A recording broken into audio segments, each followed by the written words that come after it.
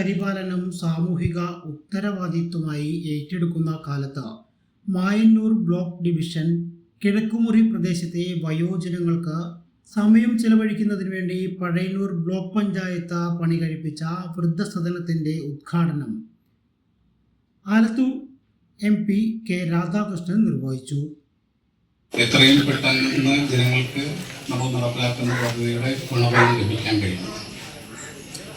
അത് പലപ്പോഴും ചിലപ്പോൾ സാങ്കേതിക തടസ്സങ്ങളുടെ പേരിൽ മാറിപ്പോകാറുണ്ട്. ആ സാങ്കേതിക തടസ്സം ഉണ്ടായിരുന്നു എന്നതിനെ സംബന്ധിച്ചൊക്കെ തന്നെ വിശദീകരിക്കുന്നത് block panchayat president Chelakkara MLA UR Pradeep അധ്യക്ഷത വഹിച്ച ചടങ്ങിൽ പഞ്ചായത്ത് പ്രസിഡന്റ് KM അഷ്റഫ്, കൊണ്ടാഴി ഗ്രാമപഞ്ചായത്ത് president K Sasidharan, Pazhayannur block panchayat vice president P Prasanthi, ജില്ലാ പഞ്ചായത്ത് പൊതുമരാമത്ത് standing committee chairperson Deepa S Nair എന്നിവർ വിശിഷ്ട സാന്നിധ്യമായി.